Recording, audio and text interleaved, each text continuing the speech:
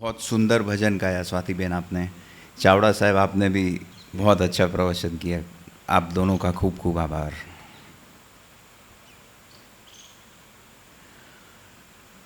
आज हनुमान जयंती है, जिसका जन्मदिन होता है उसी का बर्थडे सॉन्ग गाया जाता है।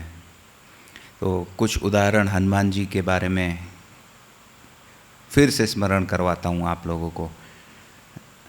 रामायण, गीता, भागवत सब ने सुनी है, वही के वही उदाहरण फिर से आएंगे। माँ सीता ने हनुमान जी को एक मोती की माला भेंट की। जब रावण वध समाप्त हो गया, भरी दरबार है, सब लोग बैठे हैं, लक्ष्मण जी पास में बैठे हैं, माँ सीता और राम राजगद्दी पे, भारी दरबार है। हनुमान जी ने मोती की माला ली और मुंह से चबाने लगे। तो सब लोग देख के हंस रहे थे, अरे हनुमान जी ये क्या कर रहे हैं। माँ सीता भी दुविधा में आ गई कि हनुमान ये क्या कर रहे हो, इतनी सुंदर मोती की माला मुंह से क्यों चबा रहे हो। हनुमान जी माँ सीता से बोले, मैं इसमें राम जी को ढूंढ रहा हूँ माँ, मैं इसमें राम जी को ढूंढ रहा हूँ। मोती की माला टूट गई, अनेकों मोती तोड़ दिए दांत से हनुमान जी ने। उनको राम जी नहीं दिखे माला में। तो हनुमान जी बोल रहे हैं कि जिसमें राम का वास नहीं उसका मेरे लिए कोई काम नहीं। वो माला टूट गई और लक्ष्मण जी बोल रहे हैं, हनुमान जी आप भावुक हो गए, आप भावावस्था में आ गए हैं, इसीलिए आप ऐसा व्यवहार कर रहे हैं। हनुमान जी बोल रहे हैं कि नहीं नहीं, मैं भावावस्था में नहीं आया हूँ, आप मेरी परीक्षा मत लीजिए। राम जी मेरे रोम रोम में है, मेरे अंदर है, मेरे बाहर हैं, आप मेरी भक्ति की परीक्षा मत लीजिए। उस समय हनुमान जी अपनी छाती चीर रहे हैं और सारी भरी सभा देख रही है। वो दृश्य आज भी अमर है हनुमान चालीसा में।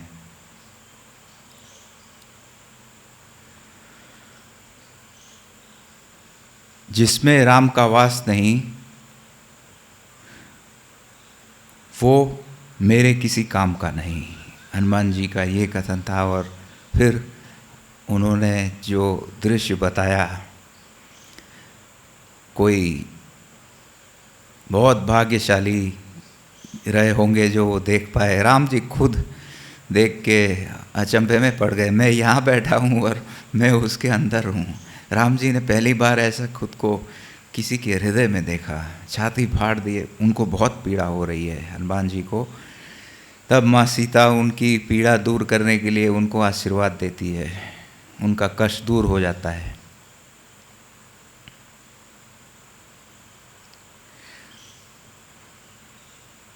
राम के सबसे बड़े भक्त हनुमान जी। लेकिन हनुमान जी में एक और गुण भी है, शायद आप कोई सब जानते हैं, शायद न भी जानते हैं। वो माँ के भी सबसे श्रेष्ठतम भक्त हैं। महाकाली, महालक्ष्मी, महासरस्वती सबकी हनुमान जी के ऊपर विशेष कृपा रही है।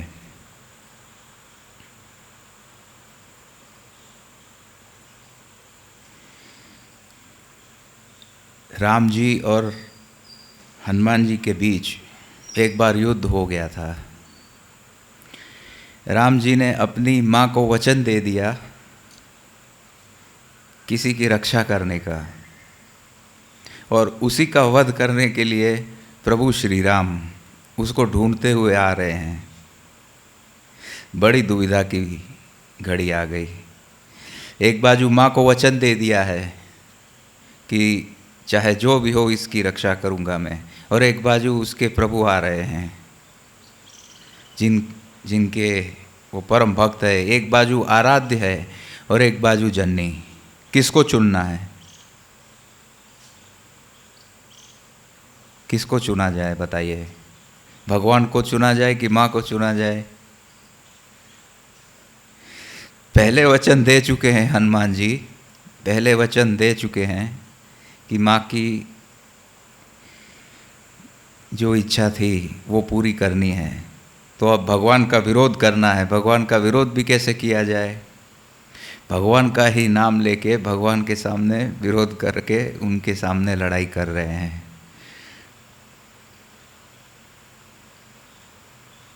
प्रहार नहीं कर रहे हैं, लेकिन राम जी बाण चला रहे हैं हनुमान जी के ऊपर। सामने हनुमान जी गदा लेके प्रहार नहीं कर रहे हैं। एक एक बाण जितनी बार राम जी चलाते गए, जय श्री राम करके हनुमान जी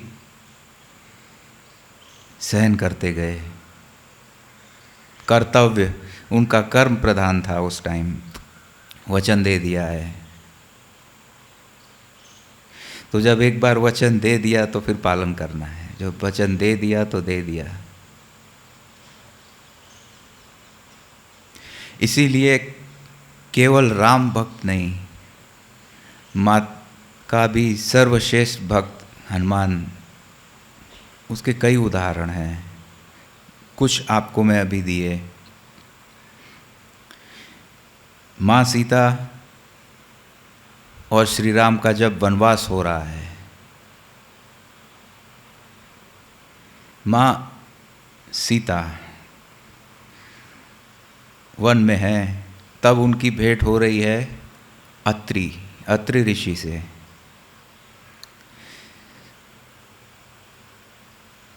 और तभी माँ अनसुईया से भेंट हो रही है माँ सीता की। माँ सीता माँ अनसुईया से दीक्षित है।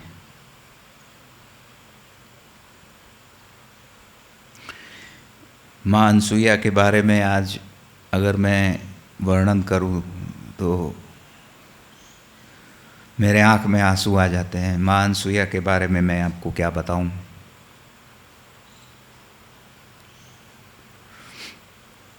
दत्तात्रेय महाराज की माँ, जिन्होंने दत्तात्रेय महाराज को पाल पोस के बड़ा किया, वैसी माँ अनसुईया जिनके बारे में सोचने से ही सुख शांति की अनुभूति होती है। आप सब लोग दत्तात्रेय महाराज को तो खूब याद करते हैं। कभी दत्तात्रेय महाराज का हरिओम तत्सत जय गुरुदत्त बोलते बोलते माँ अनसुईया को भी याद करना, बहुत अलौकिक शांति का एहसास होता है। तो फिर से हनुमान जी के ऊपर कुछ, आज हनुमान जयंती है तो हनुमान जी की व्याख्या और करता हूँ। सुंदरकांड। हनुमान जी जा रहे हैं, स्मृति नहीं है, तब हनुमान चालीसा बोल के उनके सामने प्रेरणा मिलती है। उनको श्राप था, उनकी सारी शक्तियाँ वो भूल जाएंगे, लेकिन उन स्मरण कराने पे फिर से याद आ जाएगी। तो जब उनको फिर स्मरण कराए जा रहे हैं, सुंदरकांड करते हैं।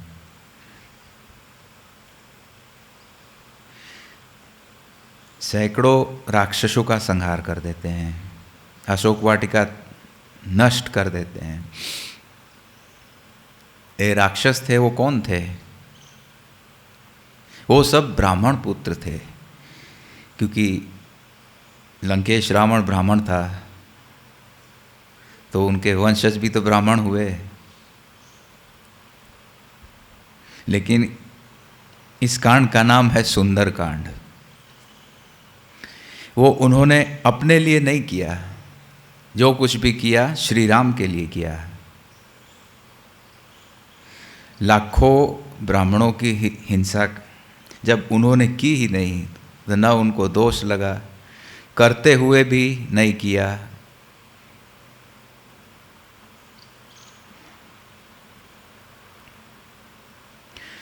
एक ही क्षण में वो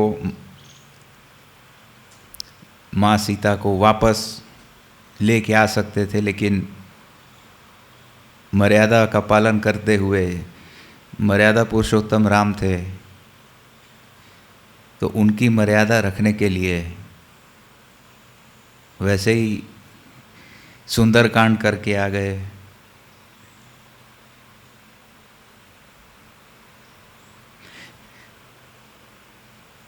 और एक उदाहरण है, माँ सीता का जब वनवास होता है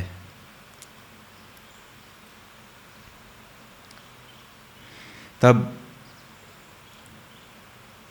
हनुमान जी वहाँ भी माँ सीता के सेवा में रहे। माँ सीता का वनवास हो गया है और बीच में अगले साल राम जी का जन्मदिन है। राम जी का जन्मदिन है। सभी राजा महाराजा दरबार में आए हुए हैं। सब अनेकों लाखों कीमती मूल्यवान भेंट लेके आए हैं। कोई माला लेके आया है, कोई हीरा जवेरात मोती, सब कुछ लेके दे रहे हैं राम जी को। राम जी सब स्वीकार करते हैं, प्रणाम करते हैं, भेंट स्वीकार करते हैं, पर उनके हृदय में वो खुशी नहीं थी। उस समय हनुमान जी माँ सीता के वहाँ से, माँ सीता उनको खीर बना के भेजती है, बोलती है कि आज प्रभु श्री राम का जन्मदिन है, आप ये खीर ले जाइए। जब सब लोगों ने भेंट दे दी तो हनुमान भी आ रहे हैं। राम जी बोल रहे हैं कि हनुमान, सब ने मुझे इतनी भेंट दी, तुम मेरे लिए क्या लाए हो? तुम तो सबसे आगे रहते थे, तुम मेरे लिए क्या भेंट लेके आए हो? तो हनुमान जी वो खीर लेके जा रहे हैं राम जी को देने के। प्रभु ये लाया हूँ, मेरी माँ ने बनाया है।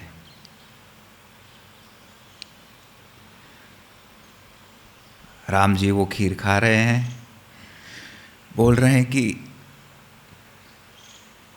उनके आँख से आंसू निकल गए।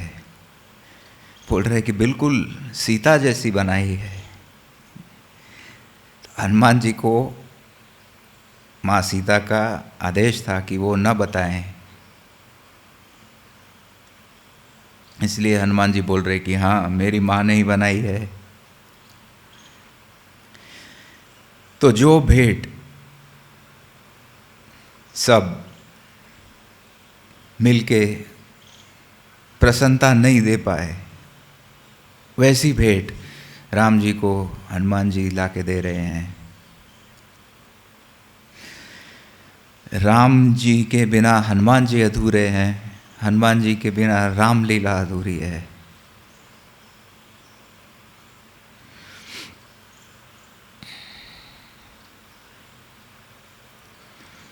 शनिदेव का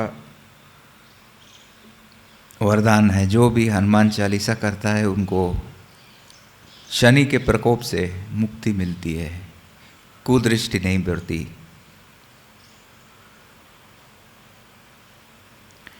हनुमान चालीसा करने में ये वरदान है। लेकिन हनुमान जी हमेशा राम राम राम ही जपते रहते हैं। राम राम राम राम जय राजा राम, राम राम जय सीता राम, राम राम जय राजा राम, राम राम जय सीता राम, राम राम जय राजा राम, राम राम जय सीता राम, राम राम जय राजा राम, राम राम जय सीता राम, राम राम जय राजा राम, राम राम जय सीता राम, राम राम जय राजा राम, राम राम जय सीता राम। हनुमान जी हमेशा राम राम जपते रहते हैं। राम जी हमेशा मन से अपने परम भक्त हनुमान को याद करते रहते हैं। कोई भी संकट आता है राम जी पे तो सबसे पहले हनुमान सबसे आगे रहते हैं।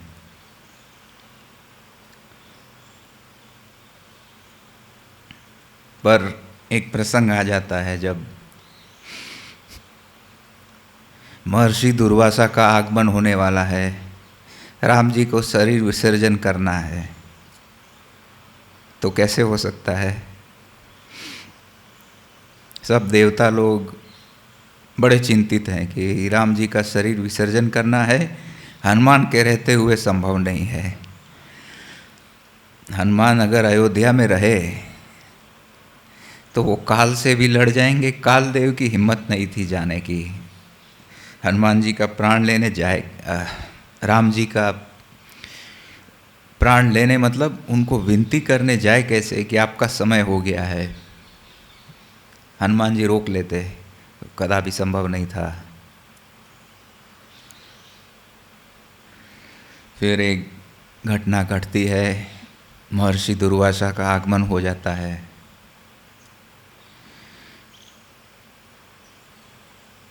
राम जी रघुकुल रीत सदा ही चली आई, प्राण जाए पर वचन न जाई।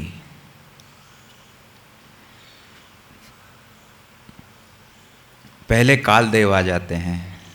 हनुमान जी को किसी काम से किसी की सुरक्षा के लिए बाहर जाना पड़ता है, पहले काल देव आ जाते हैं। राम जी बोल रहे हैं कि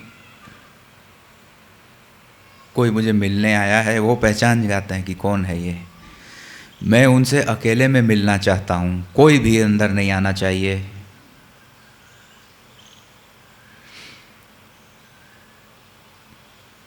जी जी महाराज, सब लोग आज्ञा का पालन कर रहे हैं।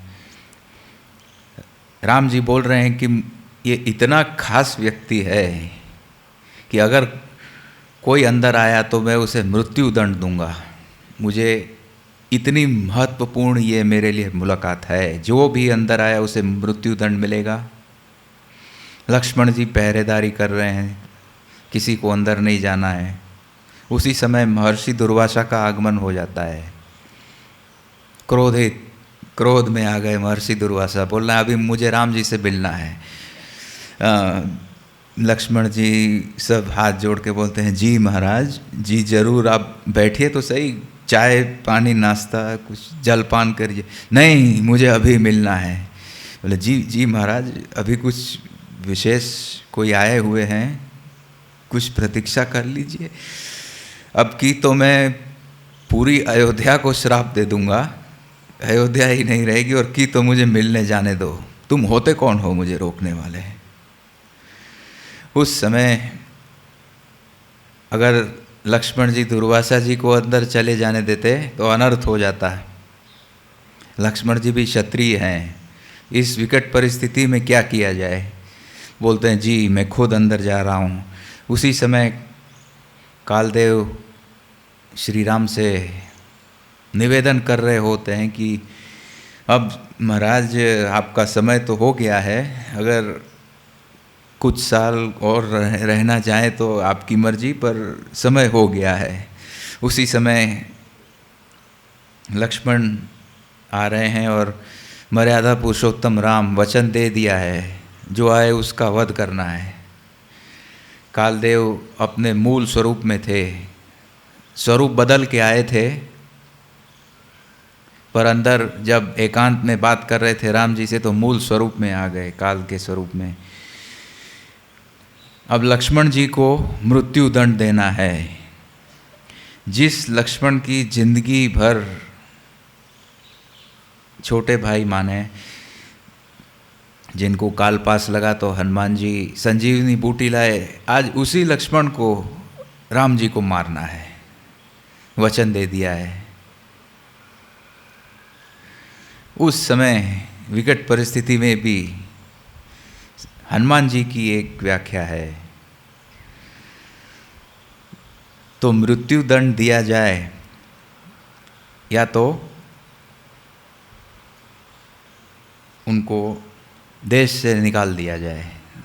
तो बोलते हैं हनुमान जी सलाह दे रहे हैं कि उनको अगर देश से निकाल दिया जाए तो वो भी मृत्यु दंड के समान ही होता है, यह सज़ा भी मृत्यु दंड है, इसलिए इनको निकाल दिया जाए। इसलिए उस समय परित्याग कर रहे हैं लक्ष्मण जी का राम जी।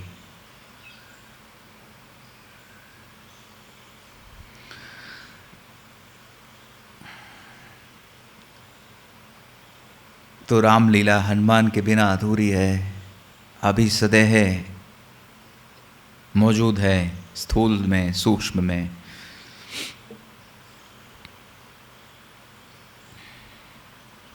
सब जगह राम जी को ही वो हमेशा ढूंढते रहते हैं, देखते रहते हैं।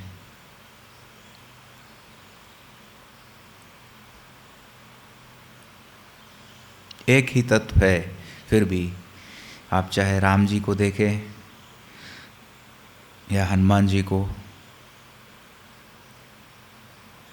या माँ सीता को या महादेव को,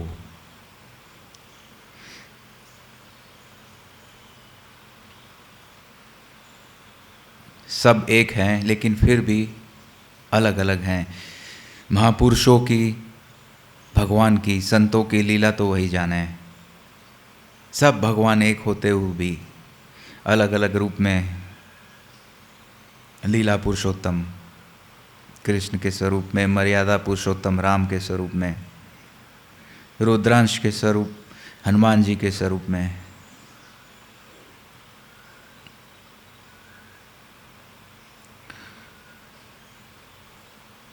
तो जिस चीज़ की हनुमान जी के लिए कोई मोल नहीं था, जो कीमती माला उन्होंने दांत से तोड़ी, वो उदाहरण सबसे उचित है हम सब के लिए।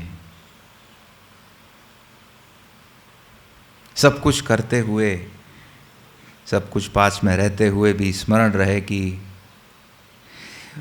वही मोती की माला है जो हनुमान जी ने तोड़ी थी। वो उनके अंदर वो क्या ढूंढ रहे थे, और जो उनके अंदर उन्होंने अपनी छाती फाड़ के सबको दिखाया।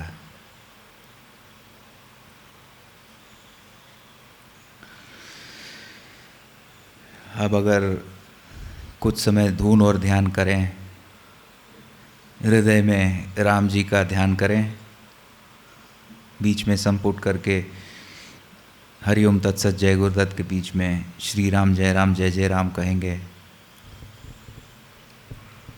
हनुमान जी के जन्मदिन पे अगर राम जी का स्मरण करें, बहुत खुश होते हैं हनुमान जी।